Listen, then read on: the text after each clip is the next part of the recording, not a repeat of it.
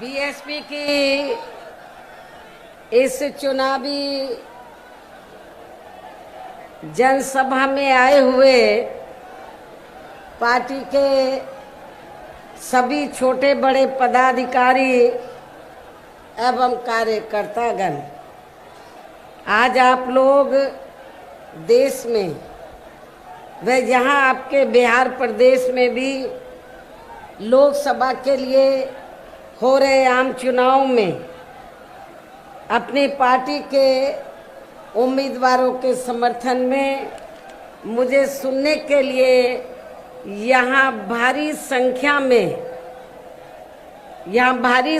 में आप लोग इकट्ठा हुए हैं, तो उसके लिए मैं आप सभी लोगों का हार्दिक दिल से आभार प्रकट करती हूँ। वैसे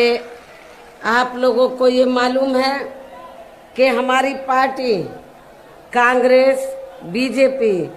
व अन्य किसी भी विरोधी पार्टी तथा गठबंधन आदि के साथ मिलकर नहीं,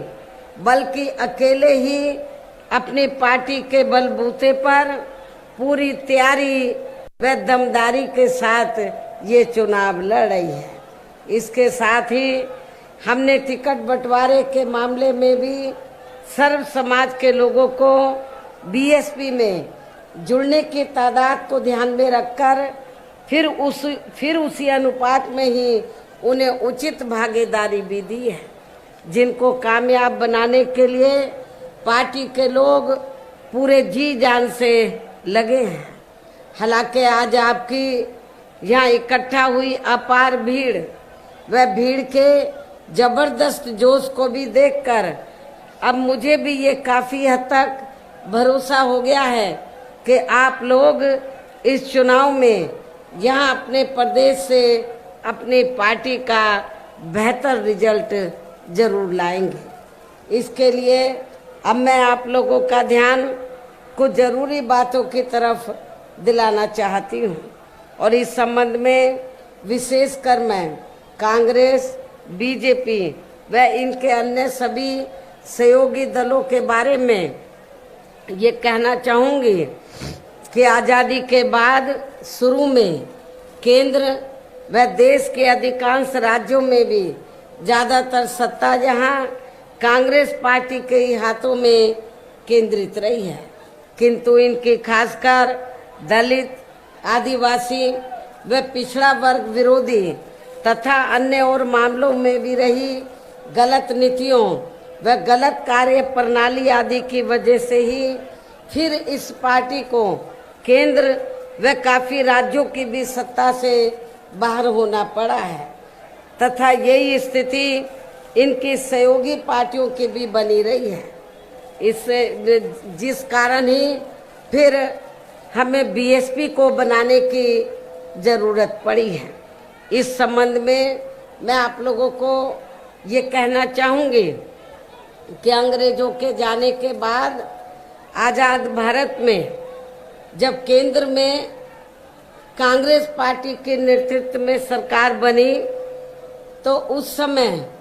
परम पूज्य बाबा साहब डॉक्टर भीमराव अंबेडकर आज़ाद भारत की पहली केंद्र की सरकार में वो लॉ मिनिस्टर बने थे, कानूनी मंत्री बने थे। तो बाबा साहब डॉक्टर अंबेडकर ने तो उस समय पंडित जवाहरलाल नेहरू एंड कंपनी के लोगों को ये कहा था कि मैंने भारतीय संविधान में एससी व एसटी वर्गों के लोगों को जो जिंदगी के हर पहलू में आगे बढ़ने के लिए जो इन्हें आरक्षण की सुविधा दी है, खासकर सरकारी नौकरियों में जो आरक्षण की सुविधा दी है, उसका पूरा लाभ इन वर्गों को नहीं मिल पा रहा है। इसलिए केंद्र की सरकार को इनको सख्त कदम उठाने चाहिए ताकि इन वर्गों को आरक्षण का पूरा लाभ मिल जाए। एससी व एसटी वर्गों के लोगों को उस समय तक अति पिछड़े वर्गों के लोगों को आरक्षण की सुविधा प्राप्त नहीं थी। तो इसलिए बाबा साहब डॉक्टर अंबेडकर ने उस समय कांग्रेस पार्टी की सरकार को ये कहा कि भारतीय संविधान के आर्टिकल 340 के तहत उन्होंने व्यवस्था की थी बाबा साहब डॉक्टर अंबेडकर ने भारतीय संविधान में आर्टिकल 340 की। तो बाबा साहब ने उस समय कांग्रेस की सरकार को ये कहा, तो उन्होंने ये कहा कि जो इस देश में SC ST के अलावा जो अन्य और भी जातियां हैं जो शैक्षणिक, सामाजिक और आर्थिक क्षेत्र में पिछड़ी हुई हैं, तो बाबा साहब ने कहा कि आप उनको भी आरक्षण दीजिए SC ST की तरह, इसके लिए आप कमीशन बनाइए। लेकिन उस समय केंद्र की कांग्रेस की सरकार ने बाबा साहब की इस बात को नहीं माना, जिससे बाबा साहब डॉक्टर भीमराव अंबेडकर बहुत दुखी हुए। और इतना ही नहीं, हिंदू कोड बिल के जरिए वो ये चाहते थे कि इस देश की महिलाओं को भी पुरुषों के बराबर का हक मिले। और भी बहुत से कारण थे जिसकी वजह से तो बाबा साहब डॉक्टर अंबेडकर को ये लगा कि जब कांग्रेस पार्टी बाबा साहब की बात को नहीं मान रही है, संविधान के हिसाब से नहीं चल रही है, तो फिर बाबा साहब ने ये फैसला लिया कि ऐसी सरकार में लॉ मिनिस्ट्री के पद पर बैठने से कोई फायदा नहीं है। उन्होंने लॉ मिनिस्ट्री से इस्तीफा दे दिया था। और उसके बाद आप लोगों को ये मालूम है, कांग्रेस पार्टी ने अति पिछड़े वर्ग के लोगों को उन्होंने आरक्षण नहीं दिया। पहले काका कालेलकर कमीशन बना, उसकी रिपोर्ट इन्होंने रद्दी की टोकरी में डाल दी। मंडल कमीशन बना, तो उसकी जब रिपोर्ट आई तो कांग्रेस ने उसको लागू नहीं किया। लेकिन जब केंद्र में सत्ता परिवर्तन हुआ, श्री BP सिंह की सरकार बनी, तो उस समय वो देश के प्रधानमंत्री बने, तो वो चाहते थे कि BSP का भी समर्थन उनको मिलना चाहिए। हमारे कई मेंबर पार्लियामेंट थे लोकसभा में। उस समय मैं भी 1989 में लोकसभा में चुनाव जीत कर आई थी। तो हमने श्री BP सिंह को ये कहा था, हमें आपसे कुछ नहीं चाहिए, ना मिनिस्ट्री चाहिए, ना कुछ चाहिए। हम आपको 2 शर्तों पर आपको बाहर से समर्थन देने के लिए तैयार हैं। एक तो परम पूज्य बाबा साहब डॉक्टर भीमराव अंबेडकर, जिनको कांग्रेस ने भारत रत्न की उपाधि से सम्मानित नहीं किया था, उनको सम्मानित किया जाए। दूसरा, मंडल कमीशन की रिपोर्ट को लागू किया जाए। हमारी इन दोनों शर्तों को श्री BP सिंह की सरकार ने मान लिया और उस समय फिर बाबा साहब को भारत रत्न की उपाधि से सम्मानित किया गया और मंडल कमीशन की रिपोर्ट को लागू किया गया। तो इस प्रकार से कहने का तात्पर्य ये है, आज चाहे कांग्रेस है, BJP है, सभी पार्टियां जो दलितों आदिवासियों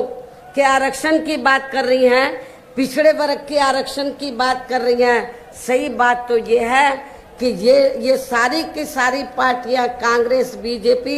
एंड कंपनी के लोग नहीं चाहते हैं कि इन वर्गों के लोगों को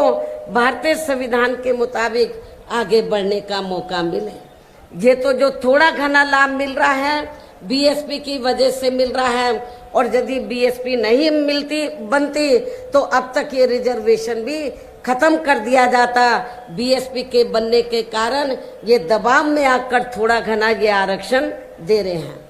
और अब पिछले काफी वर्षों से आपको मालूम है, जब कांग्रेस ने भारतीय संविधान के हिसाब से अपनी जिम्मेवारी को नहीं निभाया, बाबा साहब को लॉ मिनिस्ट्री से इस्तीफा देना पड़ा और फिर हमें BSP बनाने की जरूरत पड़ी। आगे चलकर फिर हमें BSP बनाने की जरूरत पड़ी। और इतना ही नहीं, कांग्रेस की दोगली नीति की वजह से, कथनी और करनी में अंतर होने की वजह से कांग्रेस केंद्र और ज्यादातर राज्यों की सत्ता से बाहर हो गई। और अब पिछले काफी वर्षों से BJP एवं इनके सहयोगी दल केंद्र व अधिकांश राज्यों की भी सत्ता में काबिज हो गए हैं। साथ ही इनकी भी, यानी कि BJP की भी ज्यादातर जातिवादी, पूंजीवादी, संकीर्ण, सांप्रदायिक व द्वेषपूर्ण नीतियों एवं कार्य प्रणाली आदि से तथा इनकी कथनी व करनी में भी काफी अंतर होने की वजह से ऐसा लगता है कि इस बार ये पार्टी भी, यानी कि भारतीय जनता पार्टी भी केंद्र की सत्ता में आसानी से वापस आने वाली नहीं है। बशर्ते यदि ये चुनाव इस बार फ्री एंड फेयर होता है तथा आम चर्चा के मुताबिक वोटिंग मशीनों में भी कोई गड़बड़ी आदि नहीं की जाती है। और वैसे भी इस बार चुनाव में इनकी कोई भी पुरानी एवं नई चल रही नाटकबाजी, जुमलेबाजी व गारंटी आदि काम में आने वाली नहीं है, क्योंकि अब देश की जनता काफी हद तक इस बात को समझ चुकी है कि इनकी पार्टी ने अब तक देश के विशेषकर गरीबों, कमजोर तबकों, मध्यम वर्गीय एवं अन्य मेहनतकश लोगों को जो इन्हें अच्छे दिन दिखाने के असंख्य प्रलोभन भरे वायदे किए हैं तथा अनेकों हवाई व कागजी गारंटी आदि भी दी है, तो उनका जमीनी हकीकत में अभी तक भी इन्होंने लगभग 1/4 हिस्सा भी कार्य पूरा नहीं किया है, बल्कि इसके स्थान पर इनका ज्यादातर समय व ताकत भी जहां इनके अपने चहेते रहे बड़े बड़े पूंजीपतियों एवं धन्ना सेठों को ही ज्यादा से ज्यादा मालामाल व धनवान आदि बनाने में तथा इन्हें हर स्तर पर छूट देने व बचाने में ही लगी रही है, जिनके अधिकांश आर्थिक सहयोग से ही ये पार्टी व अन्य पार्टियां भी अपना संगठन चलाती हैं तथा चुनाव आदि भी लड़ाती हैं, जिसका काफी कुछ खुलासा बॉन्ड की आई रिपोर्ट से भी हो जाता है। इस संबंध में वैसे आप लोगों को ये मालूम है कि अभी कुछ दिन पहले माननीय सुप्रीम कोर्ट ने बॉन्ड के बारे में ये खुलासा किया और अखबारों में भी ये खबर छपी कि इस देश में तो कांग्रेस, बीजेपी, अन्य जो और भी विरोधी पार्टियां हैं बीएसपी को छोड़कर, ये जो पार्टियां हैं इन्होंने बॉन्ड के जरिए इस देश के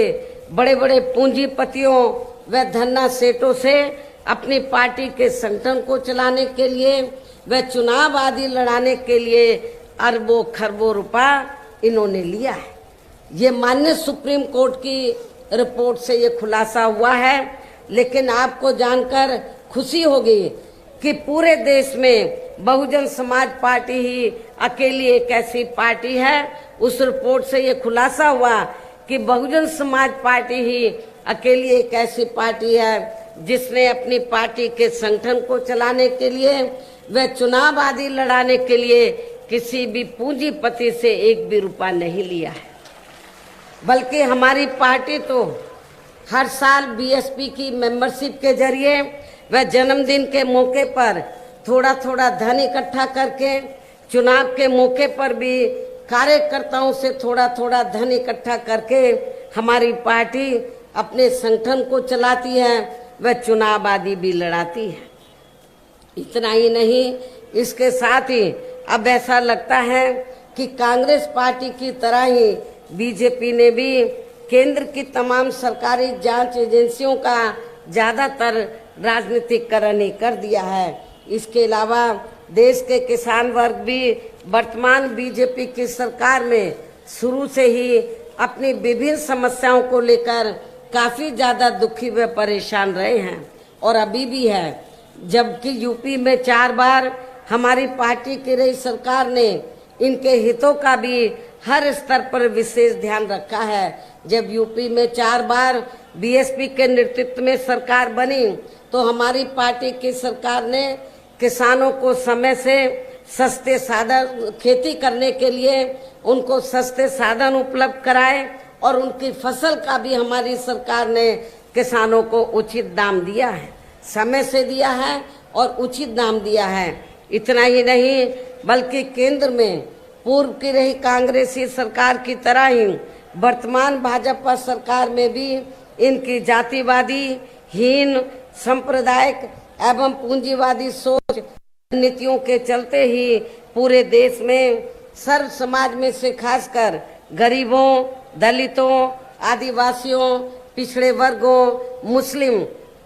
एवं अन्य धार्मिक अल्पसंख्यक समाज के लोगों का भी पूर्ण रूप से विकास व उत्थान आदि नहीं हो सका है। और इस संदर्भ में वैसे आप लोगों को ये मालूम है कि पूरे देश में यहाँ दलितों, आदिवासियों एवं अन्य पिछड़े वर्गों का सरकारी नौकरियों में वर्षों से अधूरा पड़ा आरक्षण का कोटा भी अभी तक पूरा नहीं भरा गया है। विशेषकर SC व ST वर्गों के सरकारी कर्मचारियों का पदोन्नति में आरक्षण तो अब काफी हद तक प्रभावहीन ही बना दिया गया है। साथ ही केंद्र व राज्यों में भी विरोधी पार्टियों की रही सरकारों ने इन सभी वर्गों को प्राइवेट सेक्टर में आरक्षण दिए जाने की व्यवस्था किए बिना ही इनकी सरकारों के ज्यादातर सरकारी कार्य अब प्राइवेट सेक्टर के जरिए ही इनके बड़े बड़े पूंजीपतियों व धन्ना सेठों आदि को ही दिए जाने के कारण अब इनको पूरे देश में आरक्षण का बहुत कम ही लाभ मिल पा रहा है। इसी प्रकार इनका अन्य और मामलों में भी शोषण व उत्पीड़न आदि होना अभी तक भी बंद नहीं हुआ है। इनके साथ साथ मुस्लिम व अन्य धार्मिक अल्पसंख्यक समाज के लोगों की भी हालत हर स्तर पर यह काफी ज्यादा खराब व दयनीय बनी हुई है, जिसका काफी कुछ खुलासा सच्चर कमेटी की रिपोर्ट में भी किया गया है।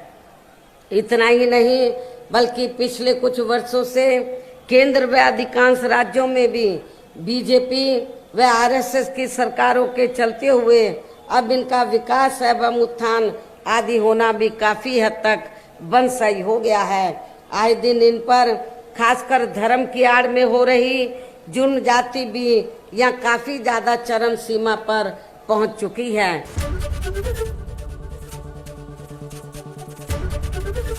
ABP गंगा, खबर आपकी, जुबान आपकी।